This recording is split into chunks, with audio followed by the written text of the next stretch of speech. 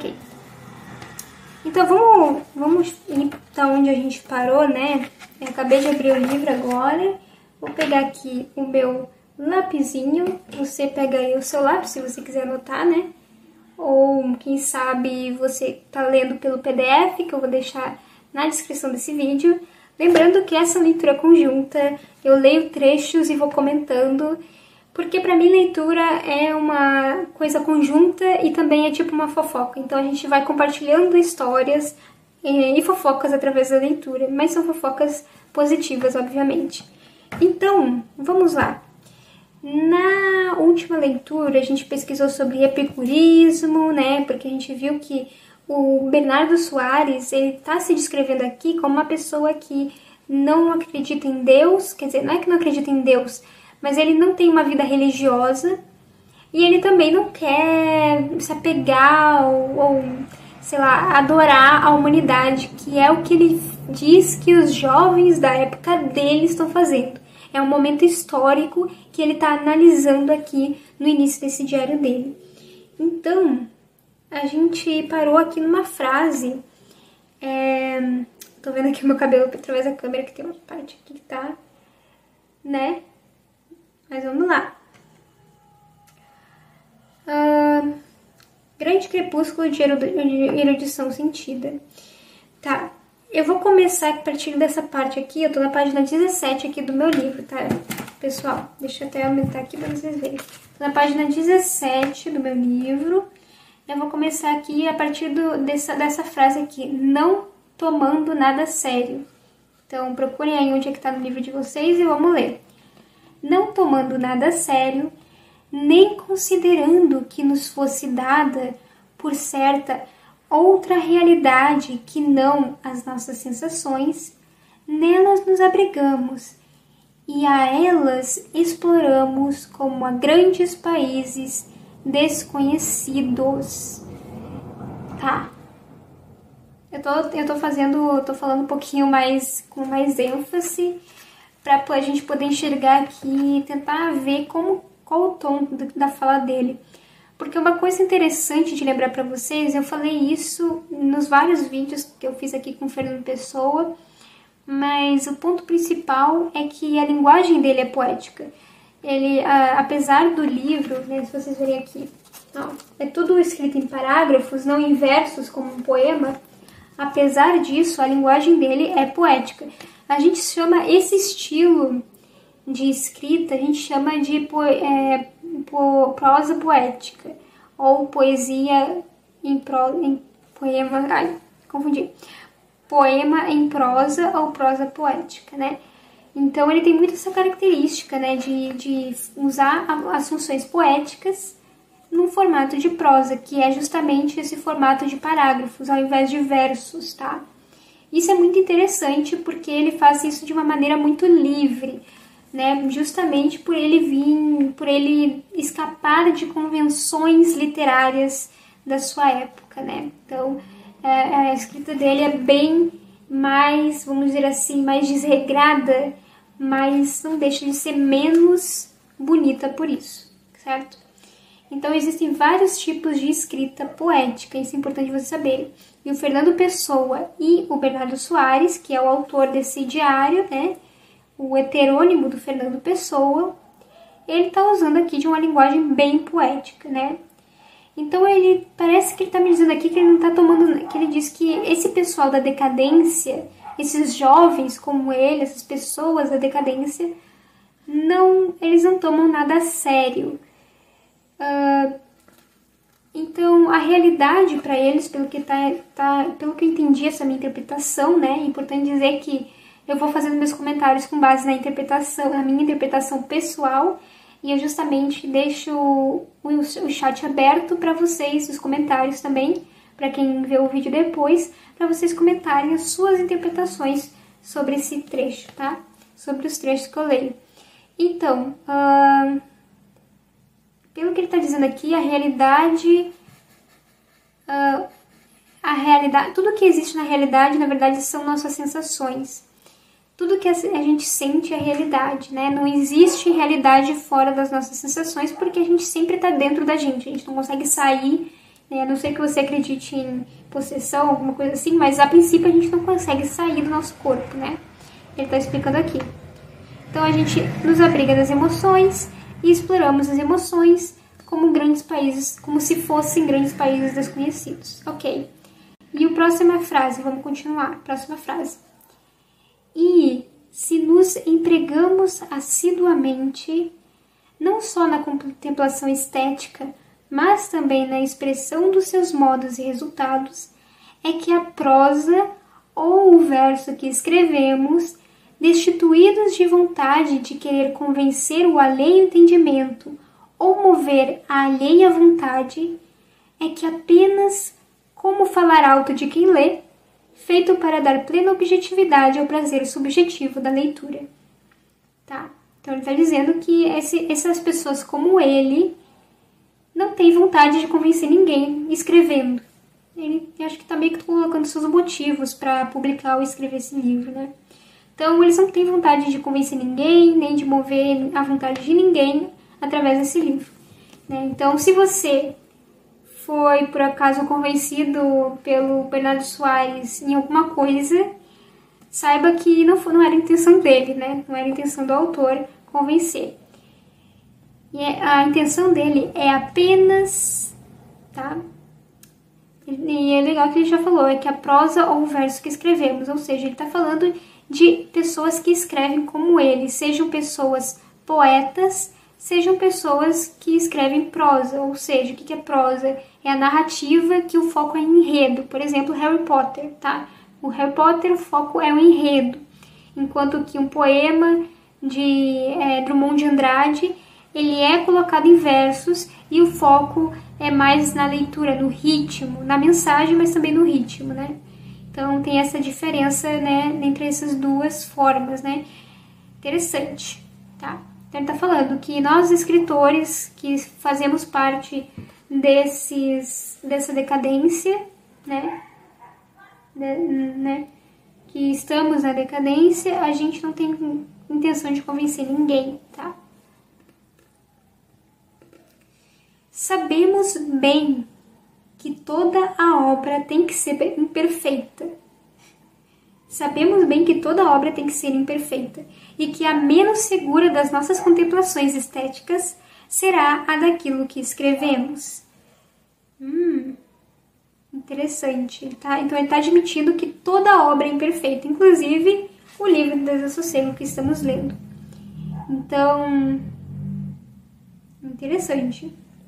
Vamos continuar. Mais imperfeito é tudo, nem a poente tão belo que não pudesse ser mais, ou a brisa leve que nos dê sono, que não pudesse dar-nos um sono mais calmo ainda.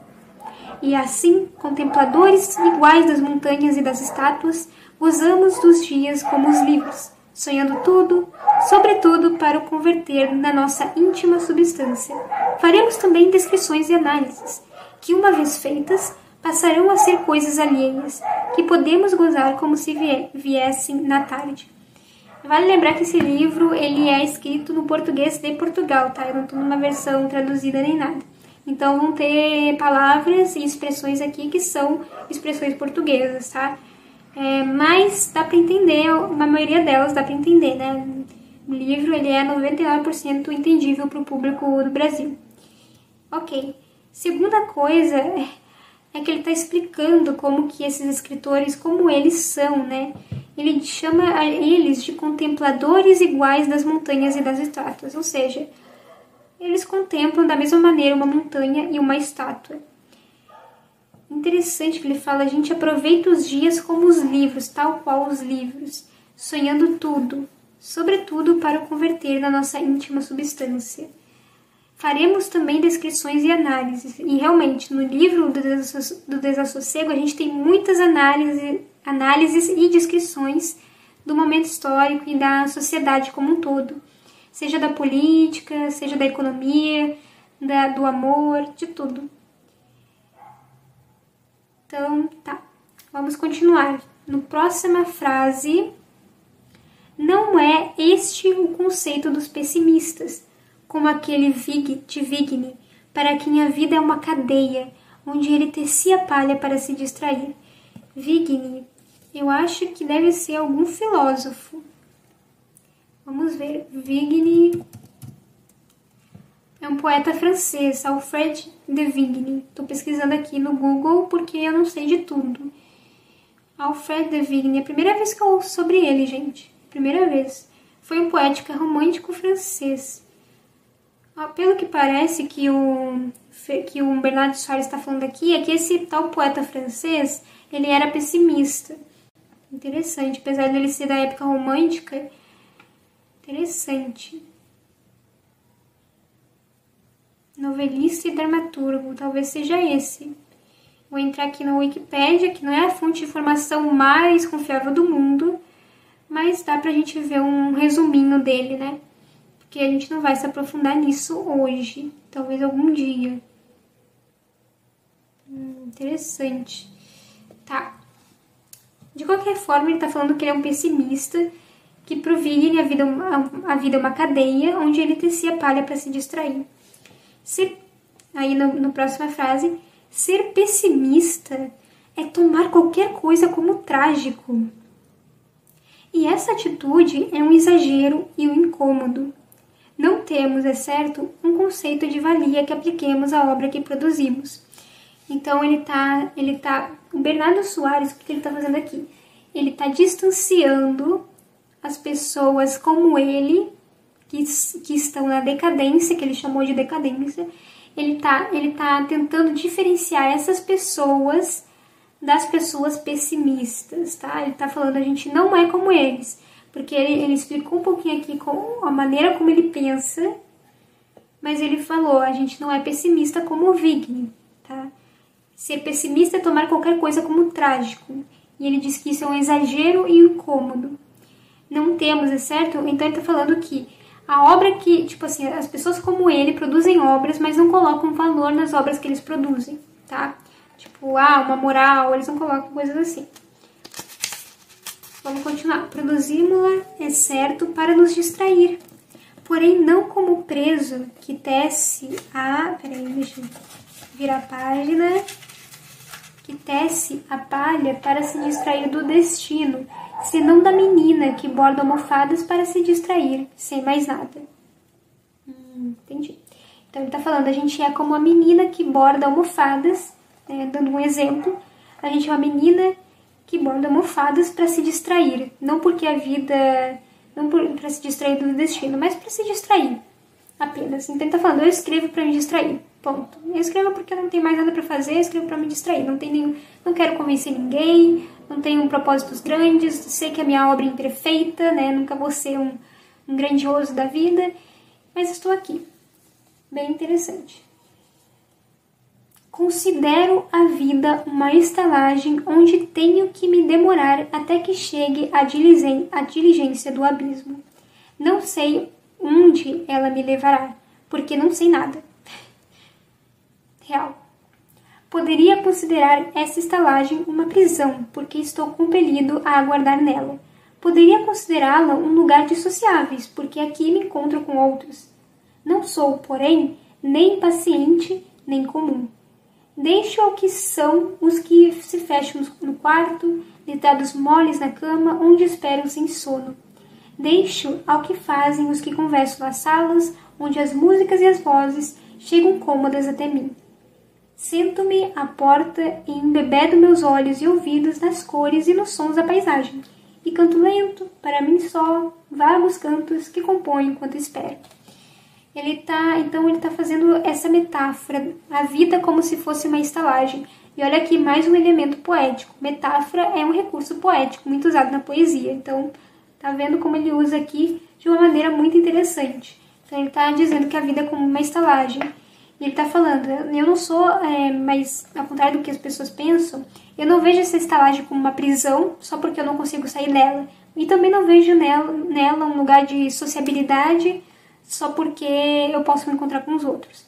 Ele diz, eu não vejo dessas duas maneiras, eu vejo de uma terceira maneira, uma terceira via, que é a seguinte, ele é a pessoa da estalagem que se senta à porta e embebo os meus olhos e ouvidos nas cores e nos sons da paisagem. E a pessoa que senta e contempla a paisagem.